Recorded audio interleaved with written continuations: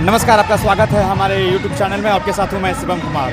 आज पूरा देश 79th स्वतंत्रता दिवस मना रहा है। यह एक ऐसा दिन है जहाँ पर हमने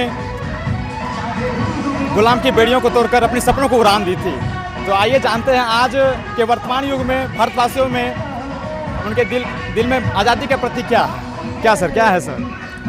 आज धर्मपुर गांधी उच्च विद्यालय कृष्णनगर कटिहार के प्रांगण में जी सर, जो विद्यालय का पुराना कैंपस है जी सर, एक नया कैंपस ही बन चुका है जी सर, लेकिन ये पुराना कैंपस में ही हम लोग सेलिब्रेट करते रहे हैं। जो भी राष्ट्रीय पर्व हुआ है, चाहे वो 15 अगस्त हो, 26 जनवरी हो या अन्य गतिविधियां, हम लोग पुराने कैंपस में ही करते रहे हैं। चूँकि ये विद्यालय की नींव इसी कैंपस से हुई है और आज लोग समर्पित हैं और देश के महान सपूतों को याद कर रहे हैं। आज क्या आज का सर युवा वर्ग क्या समझता है आज़ादी को लेकर? असली मतलब समझ पा रहा है आज़ादी को लेकर? आज़ादी का असली मकसद आज के युवा लोग बहुत कम समझ पा रहे हैं। अगर देश का नहीं तो कम से कम अपने क्षेत्र के लोगों के बारे में, उनके इतिहास क्या रहा है। बहुत सारे ऐसे महान विभूति रहे हैं जो इतिहास के पन्नों से गायब है। अगर आप इतिहास को हम पढ़ेंगे तो जान पाएंगे कि पूरे देश के लिए और खास कर क्षेत्र के लिए किन किन लोगों ने अपनी आहुति देने का। आज़ादी के बाद अभी तक वर्तमान युग में क्या क्या सर आसपास आपको बदलाव नजर आया है सर? देखिए, चेतना का तो विकास हुआ है और खास करके सोशल मीडिया, जैसे आप लोग जैसे सोशल मीडिया के वाले लोग हैं। Yes sir. इसको सोशल मीडिया को हम लोग वास्तविक मीडिया कहते हैं। Yes sir. चूँकि मोबाइल के माध्यम, सोशल मीडिया के माध्यम से लोग बहुत सारी चीज़ों की जानकारी प्राप्त कर रहे हैं और आपकी पूरी टीम और आपके चैनल को बहुत साधुवाद देना चाहेंगे कि इस पावन अवसर पर आप इतिहास के बारे में जानने का प्रयास कर रहे हैं। इसके लिए पूरी टीम को आपको बहुत बहुत साधुवाद। सर, आपके अनुसार भारत में अगला बड़ा कदम क्या होना चाहिए सर? अगला सपना क्या होना चाहिए? भारत का सपना का मतलब है आज़ादी का मतलब अंग्रेज़ों को सिर्फ चला जाना नहीं है।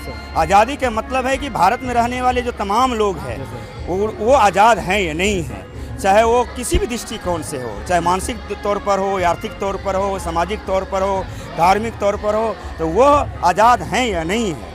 अंग्रेज़ों से आज़ादी तो हमें 47 से मिल चुकी है, अंग्रेज़ यहाँ से चले गए, लेकिन जो यहाँ के जो आज़ादी है, जो वास्तविक आज़ादी है, उसको अभी हम लोग बहुत पीछे हैं। और अगर युवा लोग अगर इतिहास को जानें, समझें, चिंतन मनन करें, बुद्ध के मार्ग पर चलें। बुद्ध ने कहा था कि आप जैसा सोचते हैं वैसा आप करेंगे और जैसा करेंगे उसका प्रतिफल आपको वैसा मिलेगा। और इतिहास जानना जरूरी है। डॉक्टर भीमराव अम्बेडकर ने भी बोले थे कि शिक्षित बनो, संगठित हो, संघर्ष करो।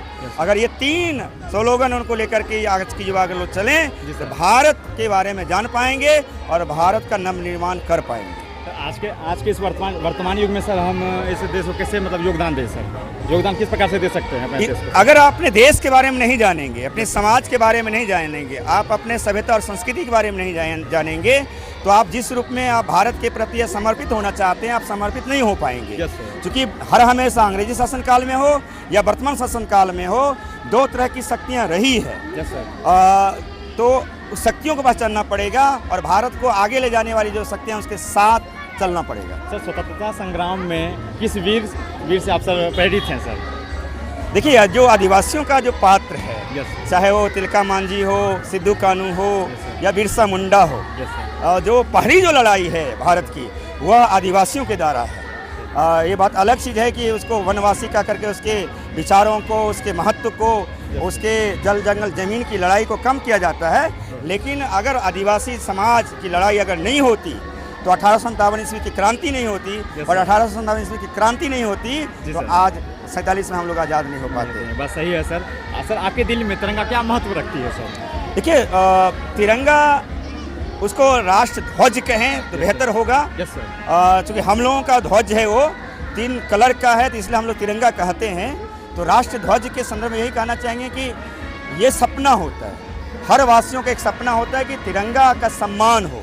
कई जगह ऐसा देखने के मिलता है, वो ज्ञानवश होता है, जानबूझ कर नहीं होता है कि तिरंगे का जो प्रोटोकॉल होता है उसको हम लोग नहीं समझ पाते हैं और उसको सम्मान तिरंगा को नहीं दे पाते हैं। तो ये कमियां हैं और उस जगह पर ऐसे देखने के लिए मिलता है 15 अगस्त 26 जनवरी को कि तिरंगा के प्रति या राष्ट्रध्वज के प्रति और जो प्रोटोकॉल है उसको मेंटेन हम लोग नहीं कर पाते। बहुत बहुत धन्यवाद सर, आपने समय, अपना कीमती समय दिया हमारे लिए, आपको बहुत बहुत धन्यवाद सर। आपको बहुत बहुत धन्यवाद। और आपके चैनल को से सभी लोग जुड़ें, इनके चैनल को देखें, और ख़ास करके ये कहना चाहेंगे दर्शक, आपके दर्शक जो भी हैं कि इनके चैनल को देखें, सब्सक्राइब करें। और ख़ासकर इसलिए है कि जो हैं शिवम जी, ये सीसी स्कूल के प्रोडक्ट हैं, हम लोगों के छात्र रहे हैं, लेकिन जो सामाजिक चेतना है इनके अंदर में वो काबिल तारीफ़ है।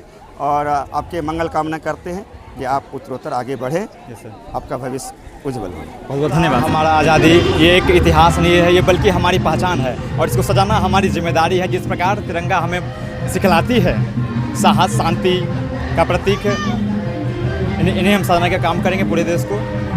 जय हिंद।